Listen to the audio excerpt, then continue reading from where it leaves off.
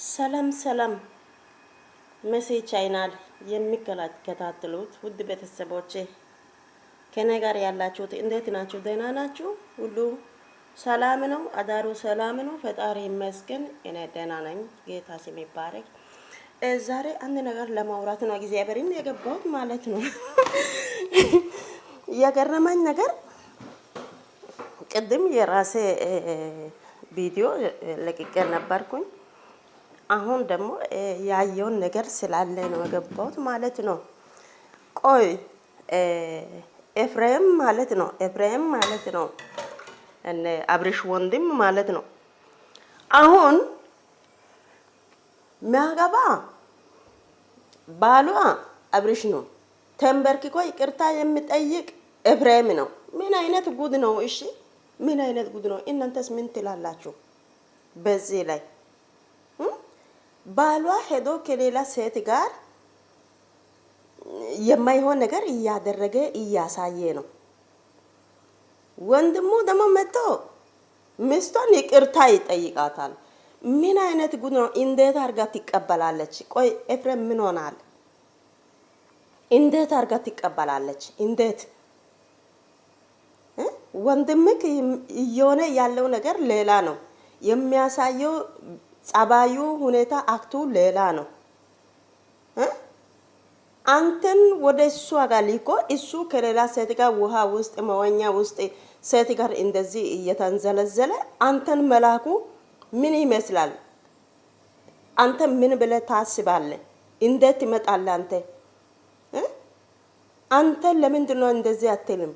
አንተ ሂድና እንሂድና ሁለታችንም ሄደን ተንበርክከ በሷ እግር ስር ወርቀ ይቅርታ ትጠይቃለህ አንተ ብለህ እሱን አማክረ እሷን ይዛ ማምጣት አለበት እንጂ አንተ እሱ ከሌላ ሴት ጋር በየቦታው እየዞረ የማይሆን ነገር እያሳየ አንተ ደግሞ እዚህ መጥተህ ሩታ ፊት ተንበርክከ ይቅርታ መጠየቁ ምንድነው?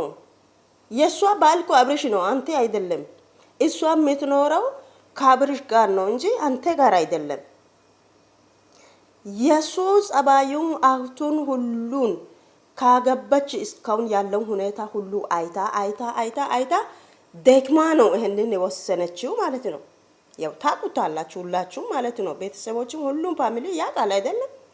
አዲስ ነገር አይደለም።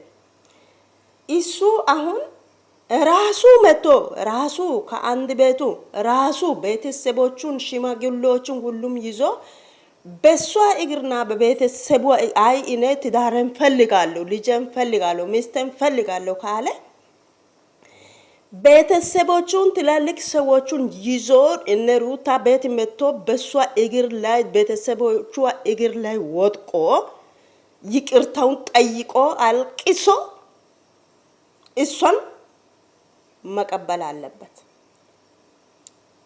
አንተ የማ ቤት ነው መጥተህ በሷ ፊት ተንበርክከ ይቅርታ የምትጠይቀው? እሷ እኮ የምትኖረው ከሱ ጋር ነው። እሷ ደግሞ የሱ ጸባዩን ታውቃለች። ምን አይነት ነው? ለኔ እኮ ግራ የገባኝ ነገር ይሄ ነው። ምን ብላችሁ ታስባላችሁ እናንተስ? እሷ የምትኖረው ከአብርሽ ጋር ነው። አንተ ደግሞ መጥተህ ተንበርክከ ይቅርታ ትጠይቃለህ። ምን አይነት ነገር ነው ይሄ? ለኔ እኮ ግራ የሚያጋባ ነገር ነው። በእውነት በግራ እየተጋባው ነኝ የራሴ በኩል ማለት ነው። አሁን እሷን ይቅርታ ጠይቀ አንተ ከሷ ጋር ትኖራለህ ወይስ አብርሽ ነው ከሷ ጋር የሚኖረው? ለኔ እኮ ግራ የሚያጋባ ነገር ይሄ ነው። እሱ ራሱ መጥቶ ይቅርታ እሷን ጠይቆ ቤተሰቦቿን ይቅርታ እስካሁን ልጅቷን አስለቀሰ፣ አሳዘነ። ቤተሰቦቹ ሁሉ ተቀይሟል። ስለዚህ መጥቶ በሷ እግር ስር ወርቆ ይቅርታውን ጠይቆ ልጅቷን ይዞ መሄድ አለበት እንጂ አንተ እንዴት ትመጣለህ? የማ ቤት ነህ አንተ? ዋናው እዛ ነው። አንተ ዋስ ነህ። ዋስ እንዴት ይመጣል? ዋናው እዛ ቀርቶ ምን ሆናል? ቆይ ኤፍሬም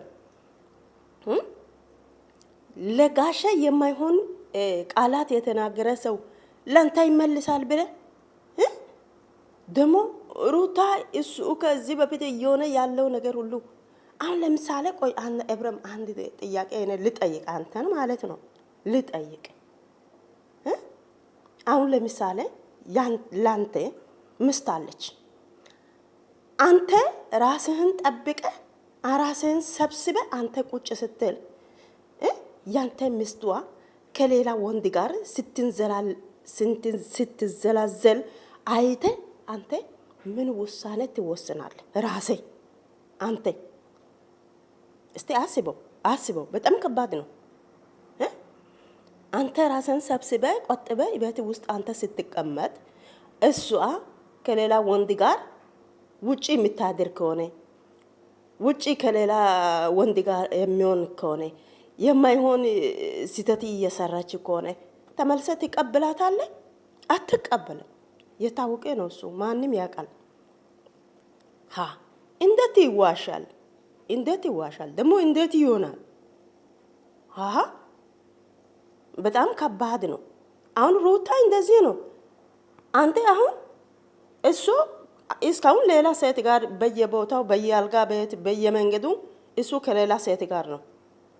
አንተ ደግሞ መጣ እሷን መጀመሪያ እሱን አማክረ እሷን ይዘ ማምጣት አለበት እንጂ ሩታ ጋር ማምጣቱ አይደለም። ይሄ ትክክል ብዬ አላስብም። እውነት ራሱ እሱ መጥቶ ወድቆ ቤተሰቦቹን ደግሞ እሷን እግሩ ስር ወድቆ ይቅርታውን ጠይቆ ራሱን ሲተቱን ሁሉ አምኖ ሁለተኛ እንደዚህ አይነት ነገር አላደርግም እዛ ቦታ አለድም ከልጅቷ ጋር ሁለተኛ አልገናኝም ብሎ ቃሉን ገብቶ ከልጅቷ ጋር መሆን አለበት። እሱ ግን እስካሁን ከሌላ ሴት ጋር ነው።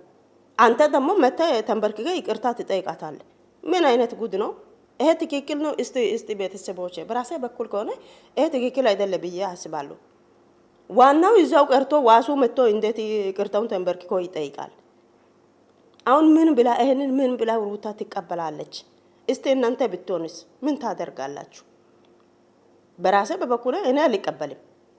እሱ ራሱ መጥቶ ቤተሰቦች ፊት በነፊት ይቅርታ ጠይቆ ያ የሰራው ጥፋት ሁሉ አውቆ አምኖ ይቅርታ ከጠየቀ ከኔ ጋር ይኖራል እንጂ ሌላ ሰው መጥቶ ይቅርታ ጠይቆ እኔን ከሱ ማስታረቅ አይችልም በጭራሽ ማለት ነው። ለጋሼ እምቢ ያለ ሰውዬው ከሌላ ሴት ተሸክሞ የሚዞር ሰው ከሌላ ይሄ አፉን የሚስም ሰው ወየየየ እኔ ራሴ እንዴት እንደሚዘጋንን በኢየሱስም ይሄ የሌላ ሰው ገላ ያቀፈ እንደዚህ የሆነ ሰው አሁን መጥቶ ከነገር ይኖራል?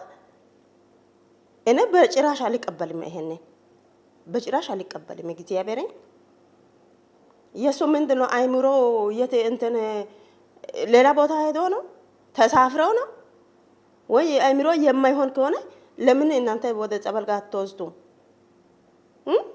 ጋሼ ባለፈው እዚህ ጋር መጥቶ ምንድነው የሚለው?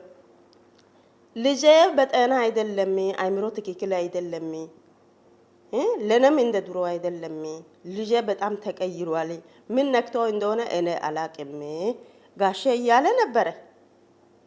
ከጋሼ ይበልጣል እንደ እሱ የሱ ጓደኞቹን ደውሎ ከነሱ ከጓደኞቹ የሱ ጓደኞቹን ጠርቶ ከነሱ ጋር ሆኖ እሱ ያለበት ቦታ ሄዶ አብርሽን ለመያዝ ለጋሼ ይከብዳል። የሚገርም ነገር ይሄ ነው። እናንተስ ቤተሰቦቼ ድራማ ከሆነ አይ ድራማ ነው ችግር የለም ስራ ነው ይስሩ ባሉ በግልጽ ንገሩ። እውነት ከሆነ ይሄ አይሆንም፣ እንደዚህም አይደለም።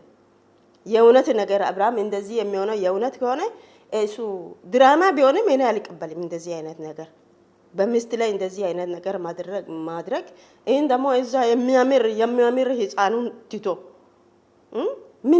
ምን የሚመስል ወርቅ ሚስትን ትቶ ወደ ሸረምጣ ጋር ሄዶ ከነ ሸረምጣ ጋር ወደ ሆቴል በየቦታው በየመንገዱ መዞር ያ ሰው እኔ ባል ብዬ በራሴ በኩል እኔ አልቀበልም። እግዚአብሔር ገደል ማግባት ይችላል።